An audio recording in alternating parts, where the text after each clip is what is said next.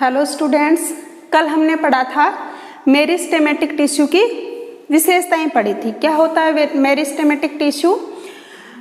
ये कोशिकाओं का एक समूह है जिसमें असीमित विभाजन होकर के नवीन कोशिकाओं का निर्माण होता है, अर्थात कहें इसमें विभाजनशीलता की क्षमता होती है। दूसरी, मेरिस्टेमेटिक टिश्यू की जो सेल्स हैं उनका कोशिका द्रव्य, जीव द्रव्य होता है वो सघन होता है और उनका केंद्रक है वो बड़ा होता है। इनकी सेल वॉल होती है वो पतली होती है, सेलुलोज की बनी हुई होती है।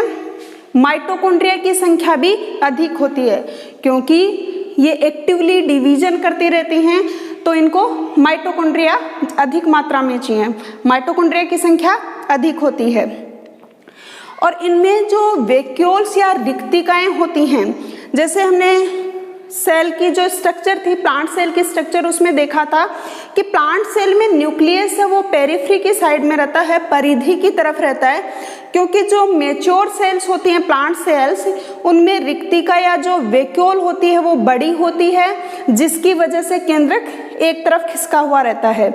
तो लेकिन मेरिस्टेमेटिक जो टिश्यू होते हैं उनके सेल्स में वैक्यूल्स या तो एब्सेंट होती हैं या होती भी हैं तो साइज में बहुत छोटी होती हैं।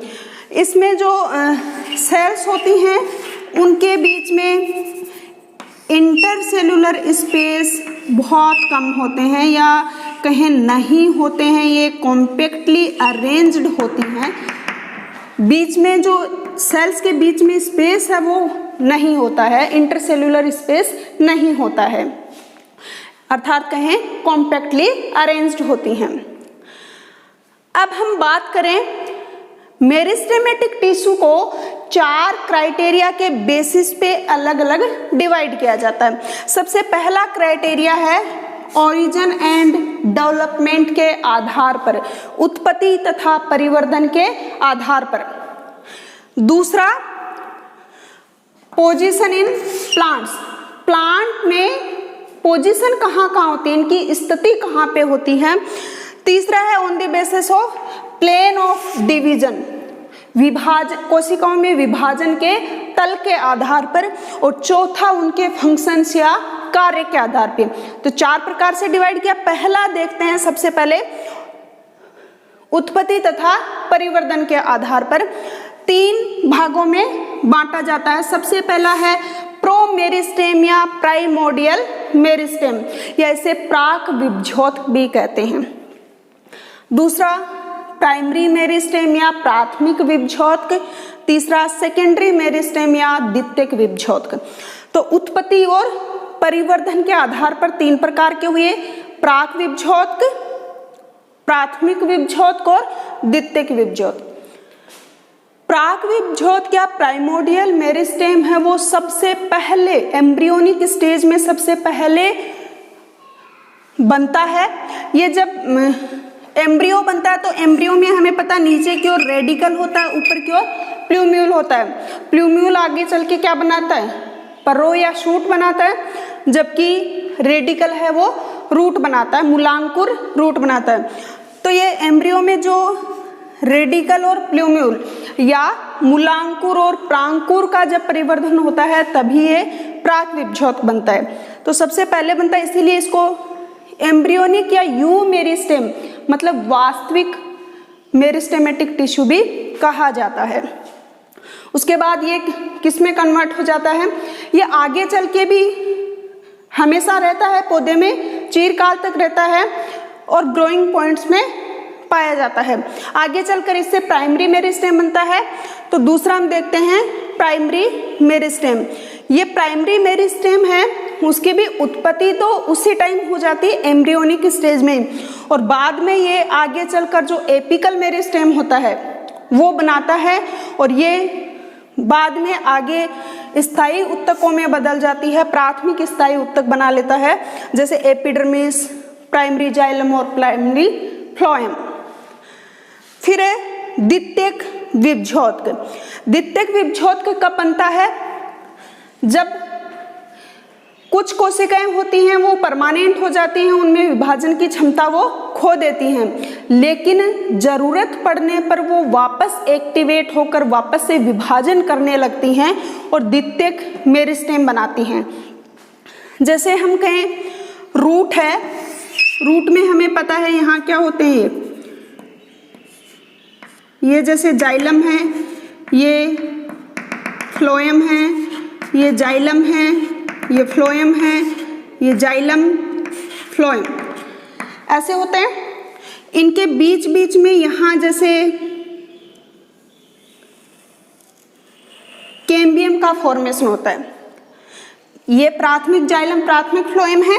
जब इनमें द्वितीयक वृद्धि होनी है, सेकेंडरी ग्रोथ होनी है, सेकेंडरी ग्रोथ कौन सी होती है? पौधों में दो प्रकार की ग्रोथ होती है।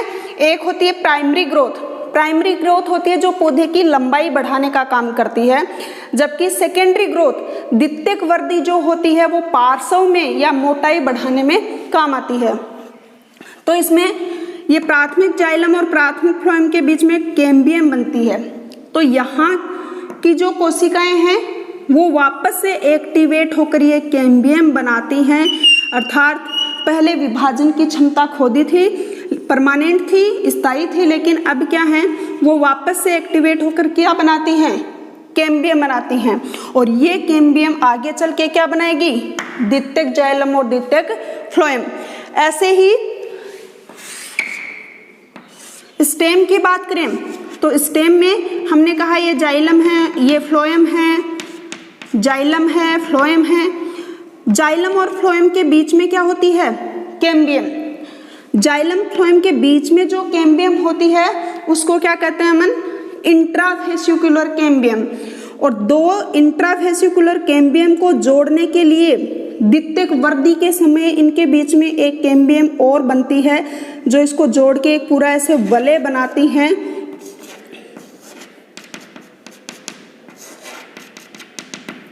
तो ये इंट्राफेसिकुलर है, दो के बीच में है, वेस्कुलर बंडल में जाइलम और फ्लोएम के बीच में, और इन दोनों को जोड़ने वाली जो कैम्बियम बनती है उसको बोलते हैं इंटरफेसिकुलर कैम्बियम। तो ये इंटरफेसिकुलर कैम्बियम है वो बाद में बनती है, और ये फिर क्या बनाती है? द्वितीयक जाइलम और द्वितीयक फ्लोएम। तो उसके एग्जाम्पल हम देख रहे हैं सेकेंडरी मेरिस्टेम में, secondary xylem, secondary phloem, cork और सेकेंडरी कोर्टेक्स। ये तो अंदर बात करी रम क्षेत्र में। बाहर की तरफ भी हमें पता कॉर्क कैम्बियम बनती है, वो कॉर्क कैम्बियम बाहर की ओर कॉर्क बनाती है, अंदर की ओर सेकेंडरी कोर्टेक्स बनाती है। तो सेकेंडरी मेरिस्टेम के लिए हम कह रहे हैं कि ये पौधे को आवश्यकता पड़ने पर वापस से सक्रिय होकर विभाजित होती हैं और द्वितीयक विभजोत बनाती हैं। जैसे कभी कभी इनके अलावा सेकेंडरी जाइलम, फ्लोएम, कॉर्क और सेकेंडरी कोर्टेक्स के अलावा भी कई बार पौधे में अगर कहीं घाव लग जाता है, कट लग जाता है, तो उस घाव को भरने के लिए भी कोशिकाएं वापस से वहाँ की कोशिकाएं एक्टिवेट होकर के विभाजित होती हैं और उस घाव को भरने का काम करती हैं। तो पहला हो गया ओरिजिन। ये सेकेंडरी मेरिस्टेम एम्ब्रियोनिक स्टेज में नहीं बनता है, ये बाद में बनता है। तो ये उत्पत्ति और परिवर्धन के आधार पर पहला हुआ। दूसरा है प्लांट में स्थिति के आधार पर भी तीन प्रकार के मेरिस्टेम होते हैं। सबसे पहला एपिकल। एपिकल का मतलब होता है शीर्षस्थ, शीर्ष पे हो, शीर्षस्थ विभजोत या जो शीर्ष पर स्थित है। दूसरा है इंटरकैलरी अंतर्विष्ट मेरिस्टेम और तीसरा है लेटरल या पार्श्व मेरिस्टेम। तो पोजीशन के आधार पर हमने तीन प्रकार के बताए, कौन कौन से? शीर्षस्थ, अंतर्विष्ट और पार्श्व। जैसे यहां हम देखते हैं, ये हमने एक शूट लिया है, किसी प्लांट का ये शूट है। शूट क्या होता है? पर्रो है। उसके पर्रो में ये सिर्फ ये क्या है? इसका शीर्ष भाग है, शीर्षस्थ भाग है, शीर्ष। इस शीर्ष पर मेरिस्टेमेटिक टिश्यू पाया जाता है। उस मेरिस्टेमेटिक टिश्यू को कहते हैं एपिकल मेरिस्टेमेटिक टिश्यू या शीर्षस्थ विभजोत, अर्थात शीर्ष पर विभाजित होने वाला टिश्यू। तो यहाँ की कोशिकाएं विभजोत कह रहे हैं, तो मतलब यहाँ की कोशिकाओं में विभाजनशीलता की क्षमता है और ये शीर्ष पर स्थित है, इसलिए इसे कहते हैं शीर्षस्थ विभजोत। ये शीर्षस्थ विभज्योतक है वो भी दो प्रकार का होता है, एक है शूट एपिकल मेरिस्टेम और दूसरा रूट एपिकल मेरिस्टेम।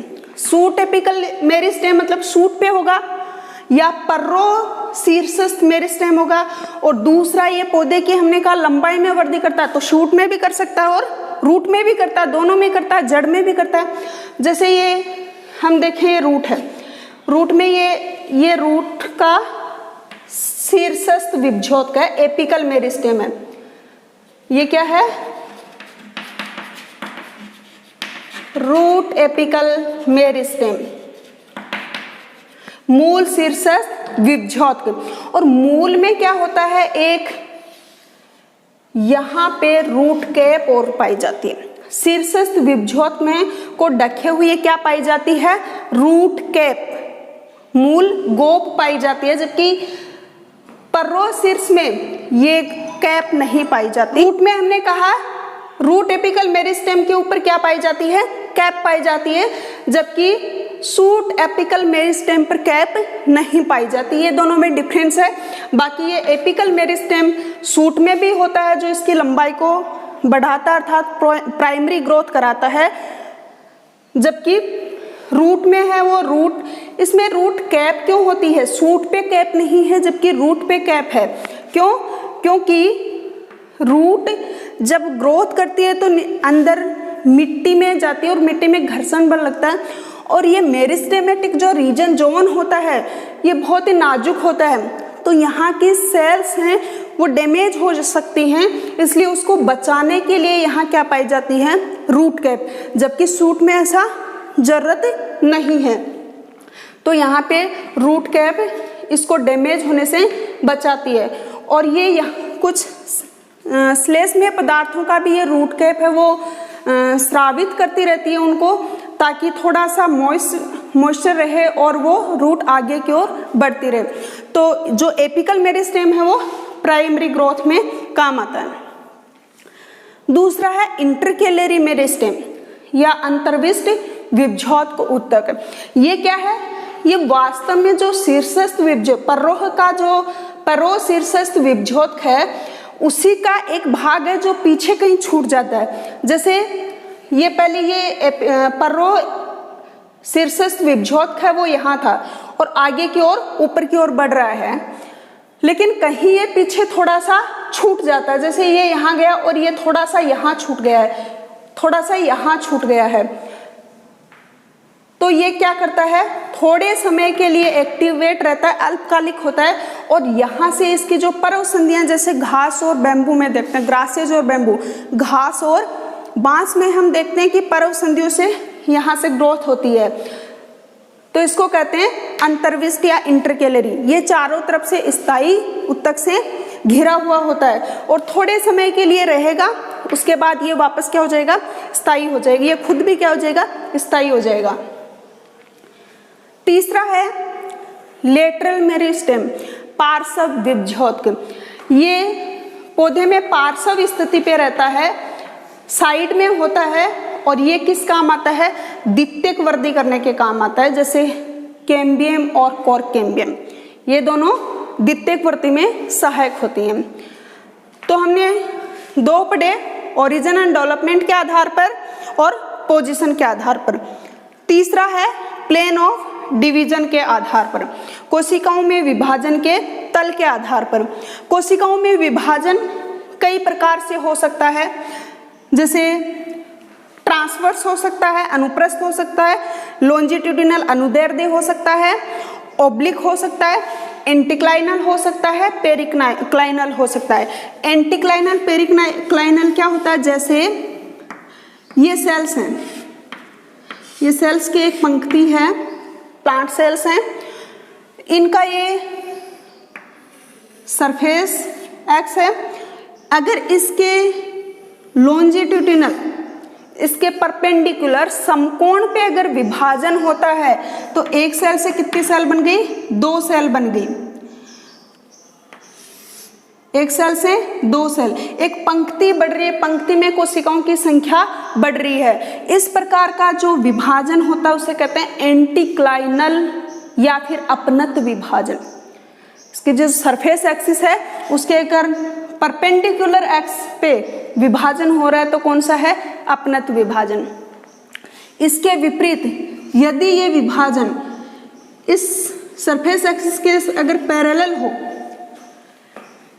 इस दिशा में हो, तो इसमें क्या होगा, कोशिकाओं की परतें बढ़ती हैं। क्या बढ़ेंगी, परत बढ़ेंगी। अब दूसरी सेल, ये मान लो 2 सेल हो गई, अब दोबारा इसमें डिवीजन होगा तो ऐसे होगा, इसमें भी इन सेल्स में अगर डिवीजन होगा ऐसे, तो क्या हुआ, परत बढ़ी है, रोज बढ़ गई है। जबकि ऐसे वाला, ये वाला है पेरिक्लाइनल डिवीजन अर्थात परिणत विभाजन। जबकि ये वाला जिसमें कॉलम बढ़ते हैं, इस वाले विभाजन को क्या बोलते हैं, एंटीक्लाइनल या अपनत विभाजन। तो ये हमने कहा कि कोशिकाओं में विभाजन अनुप्रस्थ हो सकता है, अनुदैर्ध्य हो सकता है, ऑब्लिक तिर्यक हो सकता है, अपनत हो सकता है, परिणत। तो विभाजन के तल के आधार पर विभज्योत ऊतक कितने प्रकार के होते हैं। पहला है रिब या फाइल मेरिस्टेम, दूसरा प्लेट मेरिस्टेम, तीसरा मास मेरिस्टेम। फाइल मेरिस्टेम है, उसमें क्या होता है, कोशिकाओं में अपनत विभाजन होकर के और क्या बनाती हैं, ये पौधे में कोर्टेक्स एंड पित्त का फॉर्मेशन करती है, वल्कुट और मज्जा का निर्माण करती हैं। प्लेट मेरिस्टेम या पट्टिका विभज्योत में, इसमें कोशिकाओं में अपनत विभाजन होकर के पृष्ठीय, पौधे की पृष्ठीय सरफेस या यूं कहें एपिडर्मिस या अधिचर्म का निर्माण करती हैं। और तीसरा है मास मेरिस्टेम या स्थूल विभज्योत ऊतक। इसमें कोशिकाओं में अनुप्रस्थ, अनुदैर्ध्य, ऑब्लिक, परिक्लाइनल, एंटीक्लाइनल कोई से भी विभाजन होकर के, सभी तलों में विभाजन होकर के अनियमित आकार का टिश्यू बनाती हैं ये, जैसे embryo and endosperm, embryo and endosperm, भ्रूण और भ्रूणपोष का निर्माण होता है। तो ये हुआ विभाजन के तल के आधार पर। लास्ट वन है फंक्शंस के आधार पर, कार्य के आधार पर विभज्योत ऊतक 3 प्रकार के होते हैं। फिर से प्रोटोडर्म, अधितवक, प्रोकेम्बियम, प्राक एधा और ग्राउंड मेरिस्टेम, भरण विभज्योत। तो 3 प्रकार के कार्य के आधार पर 3 प्रकार के कौन से बताए, प्रोटोडर्म, प्रोकेम्बियम, ग्राउंड मेरिस्टेम।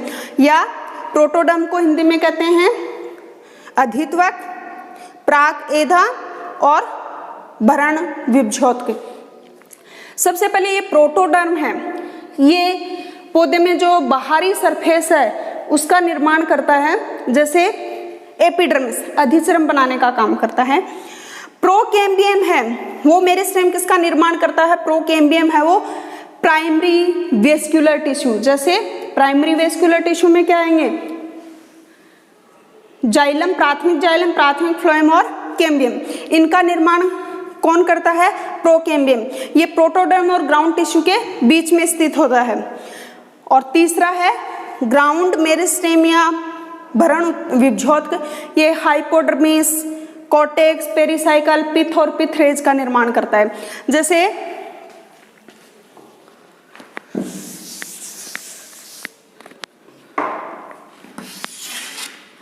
ये क्या बनाएगा, सबसे बाहर प्रोटोडर्म, ये प्रोटोडर्म किसका निर्माण करेगा, एपिडर्मिस का। और अगर रूट है तो एपिब्लेमा का।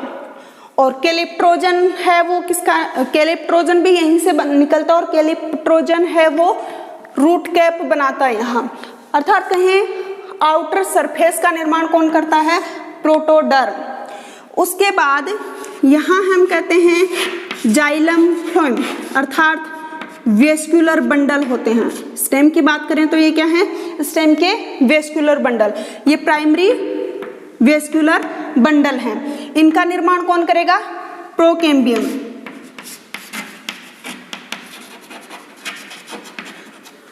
और हमें पता है एपिडर्मिस के अंदर क्या होती है, hypodermis, general cortex, endodermis, pericycle और यहाँ पे पिथ, मज्जा और यहाँ ये मज्जा रेज, पिथरेज। तो इन सब का निर्माण कौन करता है? Ground meristem. इनका निर्माण कौन करेगा? Ground meristem. तो हम कह सकते हैं ये जो प्रोकेम्बियम है वो कहाँ पाया जाता है? ग्राउंड मेरिस्टेम के बीच में, क्योंकि ग्राउंड मेरिस्टेम यहाँ भी है और बीच में भी, तो इनके बीच में ये क्या है? प्रोकेम्बियम। तो ये 4 प्रकार से मेरिस्टेमेटिक टिश्यू को डिवाइड किया जाता है। Thank you.